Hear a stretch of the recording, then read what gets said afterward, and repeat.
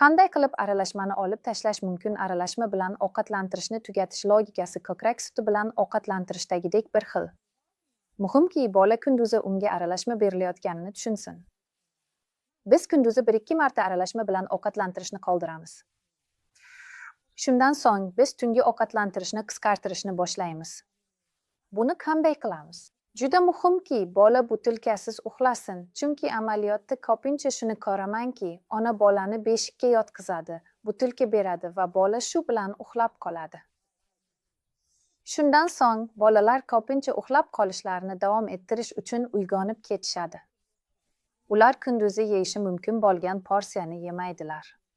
Ular asta-sekin ovqatlanadilar, 60 ml, ba'zan hatto 30. Bu nimani anglatadi? Bu shuni anglatadiki, u biroz emdi va uxlab qoldi. Biz uchun muhim narsa tanaffus qilish, shunda bolaning ovqat hazm qilish tizimi dam oladi.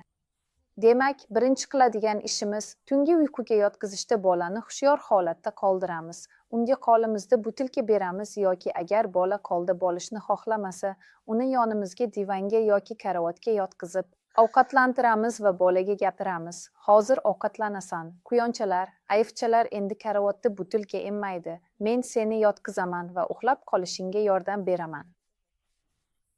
Biz bolaga to'g'ri ta'sir qiladigan yordam usulini tanlaymiz. Unga yordam berish uchun biz qo'llarini, oyoqlarini silab turishimiz, turli harakatlar qilishimiz, unga puflashimiz, musiqani yoqib qo'yishimiz mumkin. Shunda bola unga chalgiydi, e'tiborini boshqa tomonga o'giradi va bu uxlatadigan musiqa emas. Umuman olganda, usullar ko'p, siz ulardan o'zingizga mosini topa olasiz, bunga ishonaman.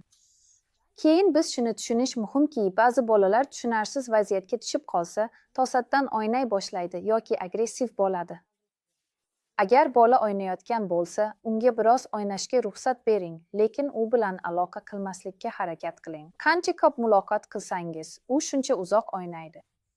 Agar bola agressiv bo'lsa, tepib, tipirchilab, boshingizga urayotgan yoki sochingizni tortayotgan bo'lsa, yoki shunga o'xshash agressiv harakatlar qilsa, unga biroz urishga, baqirishga imkon bering. Shundan keyin u sizning yordamingizni qabul qiladi. U qo'llaringiz ostida asta-sekin yumshab boradi. Bola yordamni qabul qilganidan so'ng, biz shunchaki yordamni izlaymiz va unga uxlab qolishga yordam beramiz. U uxlab qoldi. Shundan keyin muhim qadam, birinchi uyg'onish. Agar bu 2 soat ichida sodir bo'lsa, biz butilkani bermaymiz. Buni qilish shart emas. Bu yerda bola buni hal qila oladi. Siz ham uddaladingiz. Keyingi ovqatlantirish, bola uyg'ongan payt siz butilkani berasiz, lekin uni to'shakda emas, masalan, qo'lingizda yoki ost to'shagingizda berasiz. Butilkani berib, keyin uni butilkasiz to'shakka yotqizasiz va u uxlab qoladi. Ya'ni siz unga ko'nikma berayapsiz. Agar bolada aralashma ko'p bo'lsa, masalan, har safar 120 ml ichsa, har safar ovqatlantirish miqdorini har 5, 6, 7 kunda 30 ml ga kamaytiring. Siz 30 ml ga kamaytirdingiz. Siz bolangizning ovqat hazm qilish tizimini va ko'nikmasini tayyorlayapsiz. U endi butilkasiz ham uxlab qolishi mumkin. Siz miqdorni maksimal darajada, ya'ni 30-60 ml gacha kamaytirganingizda endi butunlay olib tashlash mumkin. Ha, u butilka yo'qligidan biroz xafa bo'ladi, lekin u uxlab qolishi mumkin. Ovqat hazm qilish tizimi ham asosan tayyor bo'ladi. Siz faqat unga shu kichik ochlikni biroz yengib o'tishda yordam bering va hammasi yaxshi bo'ladi. 1 yoshga to'lgan bolalar sun'iy ovqatlantirishda kechasi ovqat yemaydilar.